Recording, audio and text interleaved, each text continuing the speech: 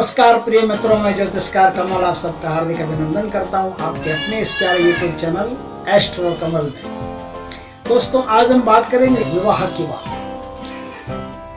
विवाह अगर नहीं होता है किसी भी परिस्थिति में, ग्रहों के कारण, नक्षत्रों के कारण, मांगलिक दोष के कारण, किए कराए के कारण, टोने टोटके के कारण, तांत्रिक प्रयोग के कारण, भूत प्रेत पिशाच बाधा के कारण, विष कन्या के योग के कारण, किसी भी कारण से यदि विवाह नहीं हो रहा है तो आज मैं आपको ऐसी चोरियां बताऊंगा जिन चोरियों को कर लेने के बाद दुनिया की कोई ताकत आपके लाली का विवाह होने से नहीं रोक सकती।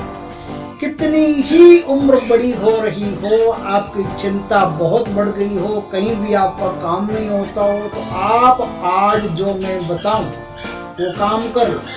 वो काम कर लेने के बाद में शादी विवाह पक्का हो जाएगा। और एस्ट्रो कमल का एड्रेस लेकर के मिठाई पहुंचा देना।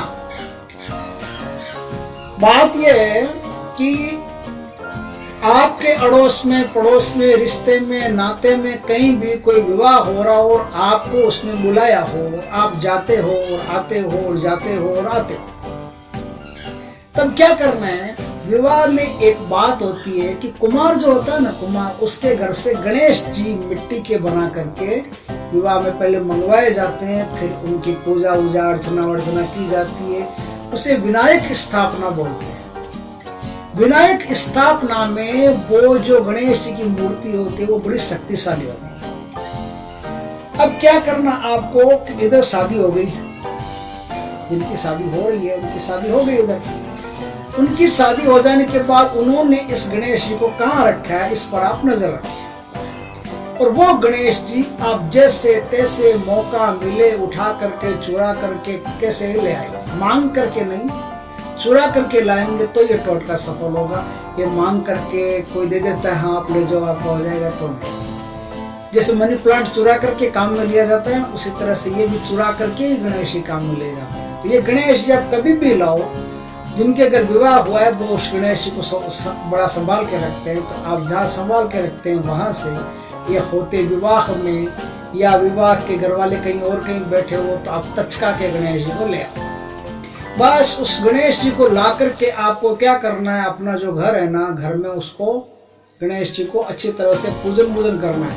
पंचोपचार पूजन बोलते हैं। आप कैसे ही पूजन करो जैसा आप जानते हो। मोदक चढ़ाओ, लड्डू चढ़ाओ, तुलसी मत चढ़ाना, बाकी कुछ भी चढ़ाओ, भगवान को दुर्वा चढ़ाओ, प्रसाद करो उनका। और घर में जैसे बड़ा बुजुर्ग है, बड़ा सम्मानित बुजुर्ग है, वो आया हुआ है, इस तरह से आप अपने आप को प्रस्तुत करो। उनके सामने जाओ तो माताएं बहनें घूंघट निकाल के जाएं, पुरुष प्रणाम करके फिर आते हो। उसी तरह से आज भी जो गणेश जी आपने लेके आए हैं, उन गणेश जी के सामने आपको क्या करना है, जूते चप्पल नहीं ले जाना है, नम्रता पूर्वक उनके सामने से निकलना है। मतलब आपको ऐसा महसूस होना चाहिए कि घर में कोई बुजुर्ग, कोई अति महत्वपूर्ण व्यक्ति विराजमान। बस ये उपाय आपने कर लिया। ये उपाय करने की 1 महीने के भीतर कैसे भी हो, कहीं से भी हो, किधर से भी हो, रिश्ता आएगा ही आएगा, ऑफर आएगा ही आएगा, और आपके बच्चे का विवाह फट से, तुरंत से, तत्काल से हो जाएगा। दूसरा उपाय बताता हूँ।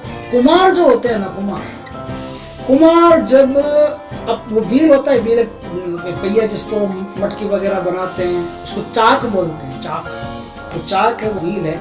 उस व्हील को चलाने के लिए एक लकड़ी होती है जिसको ऐसे लगा करके वो ऐसे राउंड देते हैं, फिर जोर से घुमाते, फिर व्हील जोर से घूमती है, फिर उसके ऊपर मिट्टी के बर्तन तैयार होते हैं। मौका देख करके वो लकड़ी उठा करके ले आओ। कैसे भी कुमार सुसु करने गया हो या खाना खाने गया हो, आप देख लो कि अभी यह नहीं है और मौका है, उठा करके वो लकड़ी ले आओ। लकड़ी ला करके पंचोपचार पूजा करो। पूजा करके उसी तरह से मैंने कहा ना, जैसे इस लकड़ी में शीतला देवी की गजब की शक्ति होती है। शीतला देवी की इस शक्ति के कारण से जो चुरा करके आप लाते हो, तो देवताओं को ऐसा महसूस होता है कि इनको बड़ी आवश्यकता है। इस जमाने से संघर्ष करके हमें लेकर के आए हैं, जमाने से चुरा करके हमें लेकर के आए हैं। इसका मतलब इनको हमारी बहुत जरूरत है। और उस समय आप उनकी पूजा करते हो तो बड़े प्रसन्न होते हैं आप पर, और मुंह मांगा वरदान विवाह से संबंधित आपको देते हैं। तो विवाह नहीं हो रहा तो वो डांग को लकड़ी लेकर के आओ, लकड़ी लेकर के आकर के पूजा करके लाल कपड़ा लपेट के उस लकड़ी पे आप एकदम सुरक्षित स्थान पर उसको रखो और रोज उसका पूजन करते जाओ, धूप दीप करते जाओ। आपके बच्चे का विवाह फट से हो जाएगा, आप कल्पना नहीं कर सकते इतनी जल्दी आपके बच्चे का विवाह हो जाएगा। तीसरा और उपाय बताता हूँ, ये भी कुमार का। ये कुमार क्या होता है, जब बर्तन बना लेता है, बर्तन बनाने के बाद में वो थोड़ा सुखा लेता है, फिर भी वो बर्तन ना थोड़े गीले गीले टाइप रहते हैं, सॉफ्ट रहते हैं। तो उन बर्तनों के नीचे जो पेंदा होता है ना, वो पेंदा उसको हाथ से बनाना पड़ता है। पेंदा उस चाक में नहीं बनता है।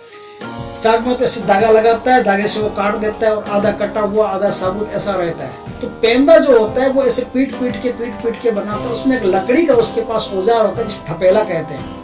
वो थपेले से ऐसे पीट पीट के बनाता है। आपको यदि लकड़ी नहीं मिले तो थपेला भी ला सकते हो। इन तीन चीजों में से कोई भी चीज आप चोरी करके ला सकते हो और चोरी करके लेके आने पर आपके बच्चे का विवाह फट से हो सकता है, जल्दी से हो सकता है। कैसी भी प्रकार की बाधा हो, आपके बच्चे के विवाह में आने वाली बाधा फट से दूर होगी और तत्काल उसका अच्छे घर में अच्छे लड़की या अच्छे लड़के से विवाह होगा। लेकिन एक काम अभी बाकी है, उसको सुने बिना मत जाइए आगे, क्योंकि काम जब तक पूरा नहीं सुनोगे तब तक बड़ी प्रॉब्लम हो जाएगी। तो इसलिए पूरी बात सुनो। बात ये है कि वो जो लकड़ी आप लाए हो या गणेश जी आप लाए हो या थपेला आप लाए हो, तीनों में से कोई भी चीज आप लाए हो, तो ये क्या है, विवाह होने के बाद में पहले तो विवाह में जिसके यहाँ से लाए हो, मान लो जैसे कुमार के यहाँ से लाए हो तो कुमार को शादी में इनविटेशन देना पड़ता है, उनको निमंत्रण देना पड़ता है और उनका मान मनवार बढ़िया करना पड़ता है। या फिर गणेश जी जिसके यहाँ से चोरी करके लाए हो, उनको शादी में निमंत्रण देना पड़ता है, उनको बुलाना पड़ता है और अच्छी तरह से उनकी मान मनवार करनी पड़ती है। शादी हो जाने के बाद अब आप क्या करेंगे, अब आप एक थाली में मिठाइयाँ, कपड़े और कुछ नकद रुपये इसे रख करके और वो लकड़ी साथ में लेकर के या वो थपेला साथ में लेकर के कुमार के घर जाइए, उनसे अनुनय विनय कीजिए, क्षमा मांगे कि हमारे बच्चे की शादी का सवाल था इसलिए आपके यहाँ से लकड़ी उठा के ले गए। ये तो आपकी लकड़ी और ये दक्षिणा और ये मिठाइयाँ और ये आपके वस्त्र, ये सब हम आपको भेंट करते हैं और आप प्रसन्न रहिए, खुश रहिए, हम पर नाराज मत होइए। नाराज नहीं होंगे, वो सब जानते हैं इस बात को कि हाँ इस तरह से कोई वही चुरा के ले जाता है, इसकी शादी नहीं हो रही, कोई डाका वाका नहीं डालते, कोई तिजोरी नहीं है जो उसमें, आप समझ गए होंगे बात को। तो वो आराम से उसको आपको कोई दिक्कत नहीं देंगे। किसी के यहाँ से गणेश जी लाए तो वो तो संपन्न आदमी, वो आपकी दक्षिणा वक्षिणा तो लेगा नहीं, लेकिन मिठाई प्रसाद उनके लिए जरूर लेके जाए और प्रसाद मिठाई ले जाकर के कहें कि आपके यहाँ से हम गणेश जी लेके गए थे, या आपके गणेश जी वापस, हमारे बच्चे के विवाह का सवाल था, आपकी कृपा से विवाह हो गया,